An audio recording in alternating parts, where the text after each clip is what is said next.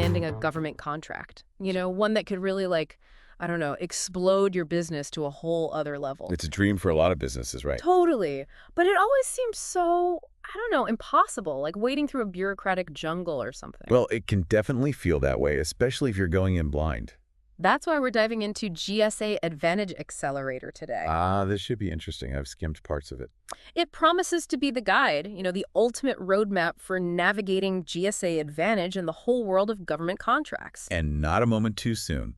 We're talking about a market that's, well, frankly, massive. You're telling me this guide throws out a number that's almost unfathomable, $1.1 trillion. Yeah, $1.1 trillion spent annually on government contracts for supplies alone. Think about that for a second. Honestly, it makes my head spin a little. It's hard to even imagine that much money. It's way bigger than the entire venture capital industry. Right. It's mind-boggling how much the government spends every year. And this guide claims that a whopping 98% of businesses, 98%, don't even try to tap into this. Okay, now that's where I get skeptical. Is it really that untapped? That's the thing. There's a reason why it seems too good to be true. It's not as simple as just, setting up a shop online and watching the government orders roll in. So what's the catch? What makes it so different from selling, say, I don't know, custom-made furniture on a regular online platform? The catch, if you want to call it that, is the complexity. Complexity. The guide's spot on when it says selling to the government is a whole different ballgame. It's not like dealing with regular consumers at all. So less add to cart, more like add to doc contract. More like add to a very, very detailed and often lengthy application process. But hey, that's where GSA Advantage comes in. GSA Advantage, right? The so-called Amazon of government purchasing, as they say. Exactly. It's the platform where government agencies buy practically everything they need. Office supplies, technology, even furniture. Who knows? Maybe even custom-made furniture for a fancy government building. Okay, that does make it a little easier to picture. But the guide is also very upfront that it's not exactly a walk in the park to navigate. Definitely not. You can't just throw your products up there and hope for the best. You need a solid strategy. Luckily, this guide seems to do a decent job of laying out how to even begin to develop one. So it's not about simply being on the platform, it's about understanding how to use it to your advantage. Exactly. And that all starts with understanding the language of government contracting. We're talking NAICS codes, FSC codes, things like that. Okay, now those sound intimidating, but aren't those just how the government categorizes all the stuff they buy? You got it. NAICS stands for North American Industry Classification System. It's how they organize every industry. And FSC is the Federal Supply Classification, basically, a way to classify every single item the government might need. Think of them as super specific keywords. Like, if you were selling custom-made furniture, you'd need to find the exact NAICS and FSC codes for, what would it even be, handcrafted artisanal desks for government offices? Something like that. But yeah, finding those codes, it's like speaking the government's language so they can actually find you. So once you've, cracked the code, so to speak, what's next on this GSA Advantage adventure? Well, you got to register on SAM.gov. That stands for System for Award Management. SAM.gov. Got it. It's like the central hub for anyone who wants to work with the U.S. federal government. And it's free, right? Yep, completely free to register. Think of it like getting a business license, but specifically for the government. You'll put in basic info about your business, your tax ID, things like that. They're not going to hit me with a 50-page form, are they? No, thankfully not. But it's not something you want to rush through either.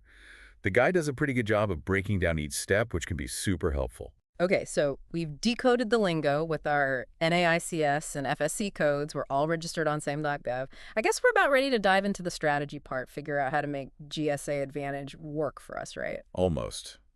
There's one more crucial point the guide really stresses before we get into all that. This guide, they really hammer home this idea that, winning a government contract, it's not about making a quick buck. Yeah. It's about building a relationship that lasts. Right, totally. They actually use the phrase peak performance, which, I don't know, it sounds kind of intense. It does sound a little intense, yeah. What does that even mean in this context? If you're making, custom furniture, what's peak performance there? Imagine you deliver that handcrafted conference table, right? On time, on budget, obviously. Of course. Yeah. But it's even more than that. The craftsmanship is impeccable. It's like you've exceeded their expectations on every level. You're blowing them away, basically. Exactly. And that's what builds a strong past performance record, which Yeah. is huge in government contracting. It's like your reputation, your gold star rating. So you're saying, like, you're not just selling them a piece of furniture, you're selling them this whole idea of, we're the go-to people for this. We understand your needs better than anyone. 100%. Yeah. And a big part of that, at least according to this guide, is knowing how to stand out because, believe me, it can be a crowded marketplace. Right. Right. Especially if you're thinking about like those giant furniture companies, the ones with massive factories and everything. Yeah, exactly. Yeah. But you know what? The guide actually suggests that you aim for innovation. Oh, okay. Even going so far as to say you could potentially get the government to fund your innovative ideas. Wait, really? They'll fund you? It's a thing. There are Yeah. actually programs specifically designed to support businesses that are developing, those cutting-edge solutions that the government needs. That's kind of amazing. Like, what you could pitch them on a new type of sustainable, eco-friendly material for your furniture, and they might actually give you money to develop it. It's not outside the realm of possibility. That's the kind of forward thinking this guide is encouraging. Okay, that's pretty cool, not gonna lie. But let's say you've got the whole innovation thing down. How do you actually compete with those giant furniture companies? You know, the ones with the huge factories and everything. That's where things get really interesting. It's where set-aside certifications come in. Remember we touched on those earlier. Vaguely, yeah. Something about giving a leg up to certain types of businesses, right? Exactly. Think women-owned, veteran-owned, or even small businesses located in areas that haven't had as many opportunities. Mhm. If you qualify, you can get preference for certain contracts. So, like, it levels the playing field a little bit when you're going up against those big companies. That's the goal. It's not a guaranteed win or anything, but it can be a game changer, especially for a smaller business. Okay, I'm starting to see the bigger picture here. We've gone from cracking government codes to understanding long-term relationships, and now these certifications. It's less about selling, I don't know, desks and chairs, and more about becoming this trusted partner. You're getting it. And a Mhm. big part of building that trust is, honestly, who you know, or at least who you can call for backup, right? That's where this whole federal ecosystem thing comes in, which the guide talks a lot about. Federal ecosystem, it sounds like something you'd hear about on a nature show, not a business guide. I know. But it basically means the network of people who can help you navigate this whole government contracting world. Okay, so like mentors, partners, maybe even subcontractors who've been there, done that. Exactly. You don't have to be an expert in everything. It's more like you surround yourself with people who can fill in the gaps, and suddenly this whole thing seems a lot less daunting. Makes sense. It's like that saying, what is it? If you want to go fast, go alone. If you want to go far, go together. Love that. And this guy definitely makes it clear that government contracting is not a solo mission. It's more like you're assembling a team to climb this like bureaucratic mountain or something. Something like that. But hey, having the right team can make all the difference. For sure. It seems like this guide is really big on this whole long game strategy, like build relationships, become a reliable partner. Yeah. But then they keep talking about innovation, like disruptive solutions. Yeah. Isn't that kind of a contradiction? Like, how can you be super innovative when you're also trying to work within, what seems like a pretty rigid system? It's almost like they're saying, follow the rules, but also break the mold. Yeah, it's a tricky balance for sure. And, Yeah. The guide kind of admits that. Oh, It really? even poses the question, how can you truly innovate, be disruptive even, within, government procurement?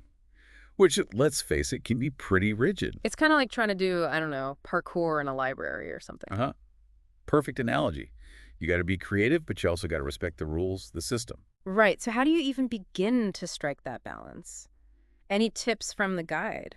Well, it emphasizes this idea of really understanding the challenges the government's facing and then positioning yourself as the one with the most, I don't know, game-changing solution. It's Yeah. like, we see your problem and we've got this innovative way to solve it. So it's not just about being innovative for the sake of it. It's about using innovation to solve those real-world problems that the government actually cares about. Exactly. So in your case, like with the custom furniture, it'd be about finding ways to make it, I don't know, more sustainable, more ergonomic, maybe even adaptable to all these different government workspaces they have. Exactly. Or even incorporating new technologies. Yeah.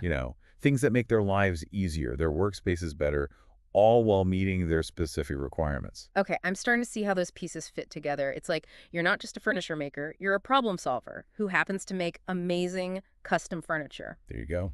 That's the sweet spot. This has been, wow, I've got to say, this deep dive has really opened my eyes. GSA Advantage, government contracting, it's a whole other world out there. It really is. And honestly, we've just scratched the surface. This guide, it's a great starting point. Totally, like a crash course in, what, government contracting 101? Exactly. Yeah. But there's always more to learn, always new strategies to explore. Right, like this guide has given us the compass and the map, but now it's up to us to actually go out there and, chart our own course through this whole thing. Love it. And hey, remember what we said earlier about building that federal ecosystem? Yeah. Those mentors, those partners, they can be your guides, your Sherpas on this journey. That's a great way to put it. This is definitely not a solo mission. For sure. So, find your team, do your research, don't be afraid to dive in. You've heard it here, folks. This GSA Advantage thing is no walk in the park, but hey, the rewards are huge. Until next time.